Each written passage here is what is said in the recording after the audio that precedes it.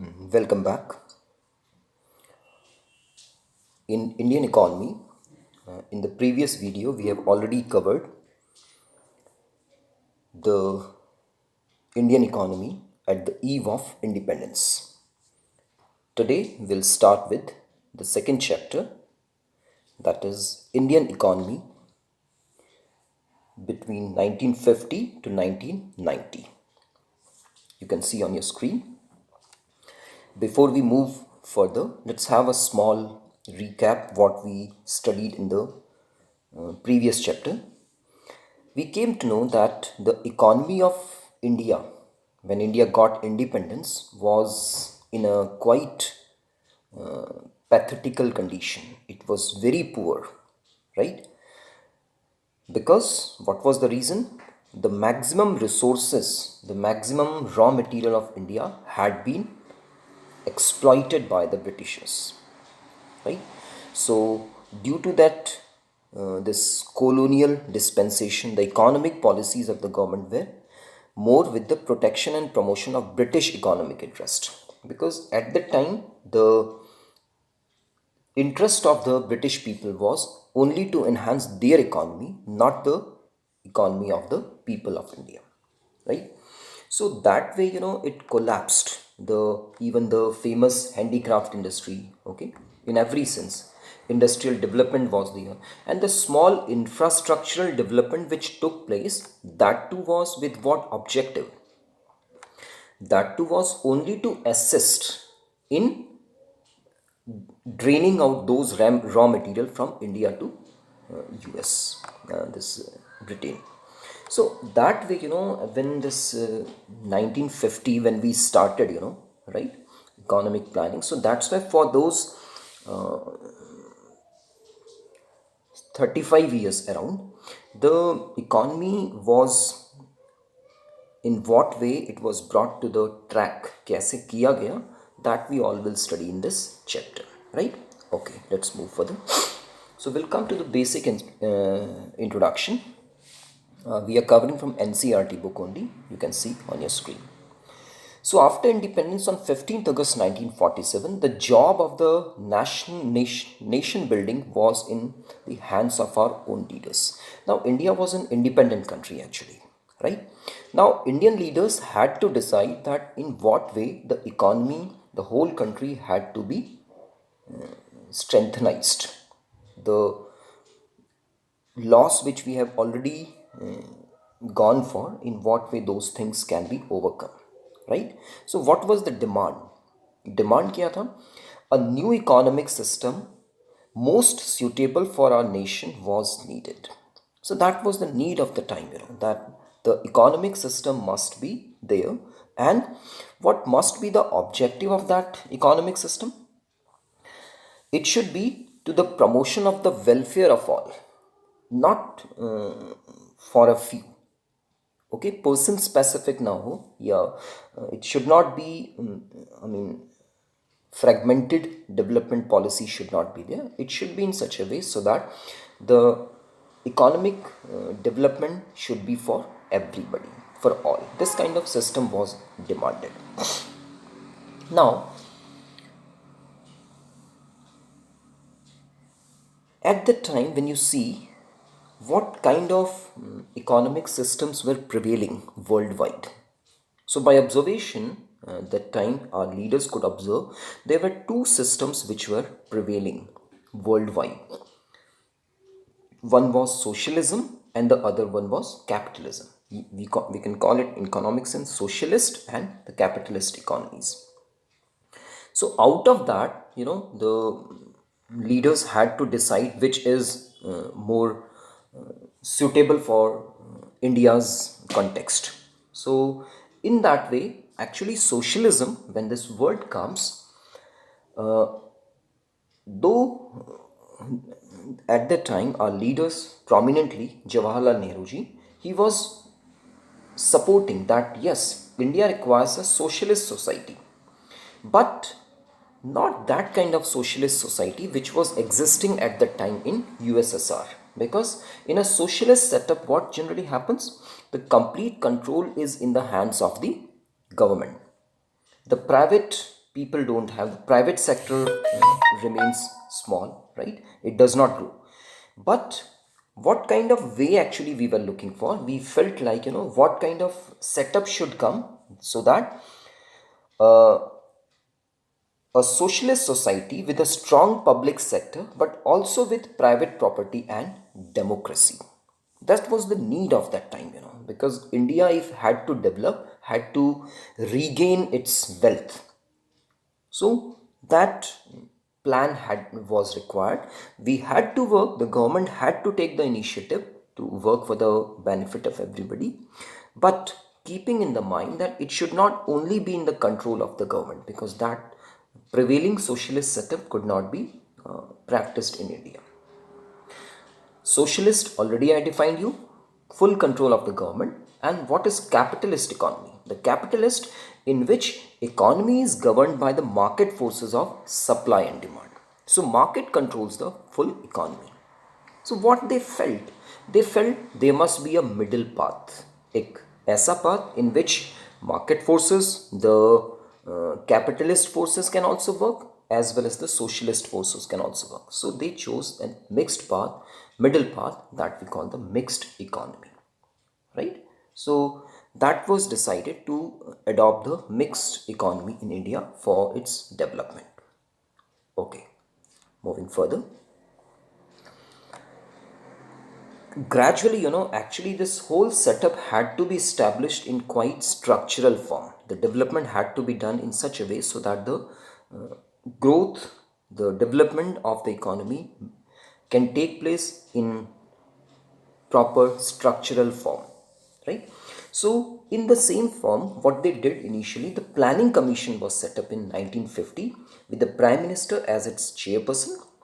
And from that time, the era of the 5-year plans had begun. So in 1950, when they established the Planning Commission, today the Planning Commission is termed as Niti Aayog, which we call. So that Planning Commission started working, functioning in from 1950, and the Prime Minister was its chairperson. He was the deciding authority. Now, when they decided, okay, for every 5-year plan, because as per the this political setup, every 5 year India was decided to go for the election. So 5-year planning was started. So for initial 5-year plans, what way India decided, what goals India had taken. So that we'll study now. So goals of 5-year plans, few things had to be kept in mind that time, that when they all were discussing in what way the different sectors of the Indian economy could be developed, right? So what was kept in mind, that growth, modernization, self-reliance and equity, these must be the primary goal of Indian economy. So that we'll study those things in detail, that in what way, because it was very very important that any such economy which is not focusing, which is not helping in the development of these four goals, that means surely it cannot be successful, because India was starting actually from zero, because we had nothing. Our resources had been completely destroyed, right? They were plundered. Raw material was totally destroyed. So, for these four goals were kept in mind. We'll go for them in detail now. Now, growth means what? The first goal, which for the 5-year plans they took, that was growth of the economy. Now, what is the meaning of this word growth? Growth means the GDP of the economy must increase, gross domestic product, right? So it means, what is GDP basically? It means that it is derived from the different sectors of economy, such as agriculture sector, industrial sector and service sector. Whatever the total output which is coming from these sectors, that comes under the GDP. The size of the GDP must increase. That must be the, then only you can call it the growth, right? So, and that growth requires what? A very structural composition of the economy, right? then only the 5-year plans could succeed. Moving further, it means a very structural composition.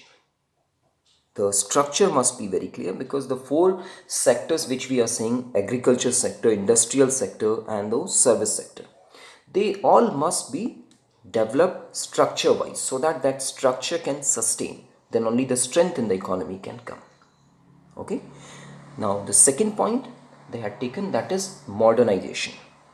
The meaning of the modernization means adoption of new techniques of production, right?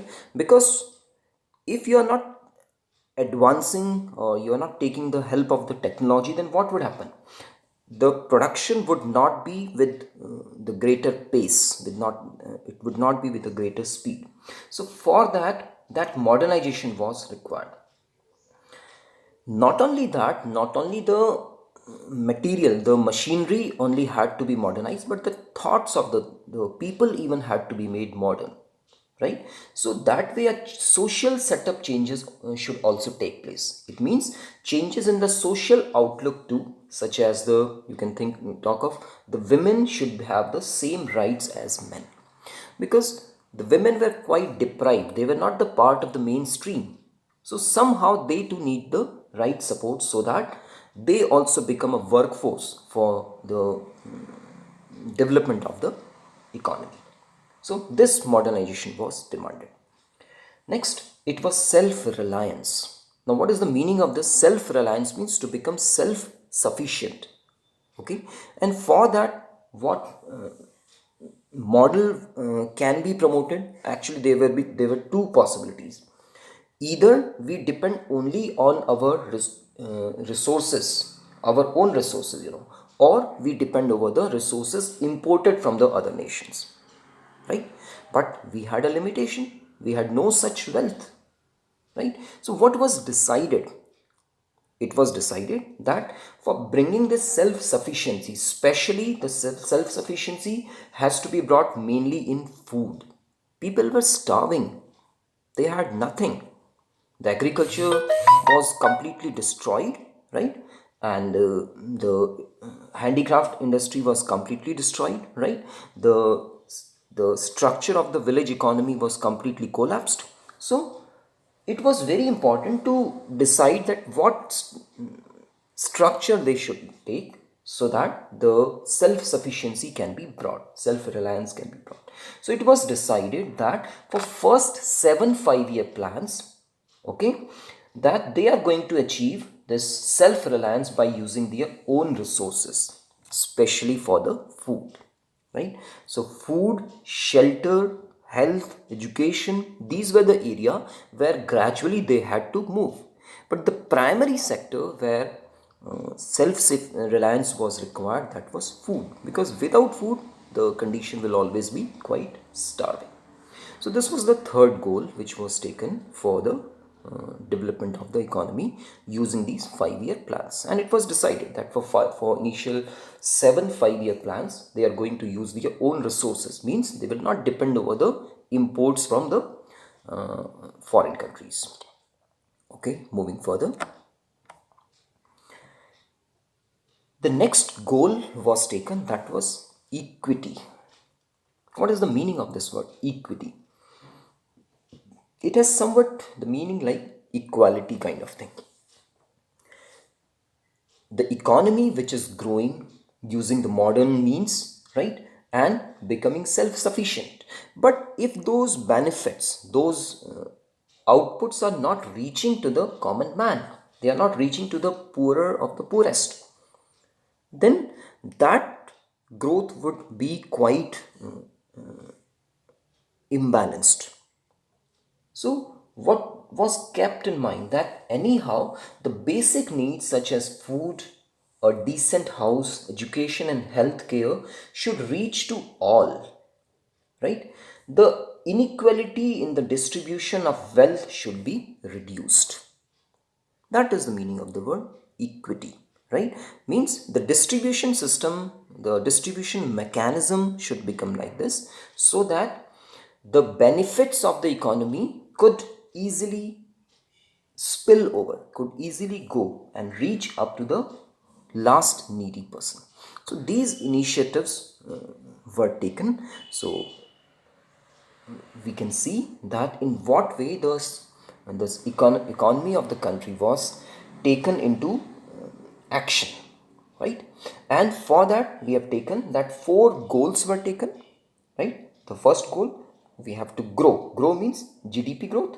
Second, modernization means we have to make ourselves technically more sound. Third one, we have to make ourselves self-reliant. These points you can keep in your mind heading wise, which is very important for writing your answers. And fourth one, equity, that distribution should be in such a way, distribution mechanism should be so good so that the benefit can reach up to the last person, right? So this period from 1950 to 1990, this attempted in attaining these four goals with the help of 5-year plans, right? Now the different sectors were addressed by these 5-year plans, like agriculture, the industry sector, the trade sector, right? So all these areas were focused one by one in a quite structured way so that the economy can become quite sustainable, right? So today we are covering up to here, and in the next video we'll continue the further explanation, right?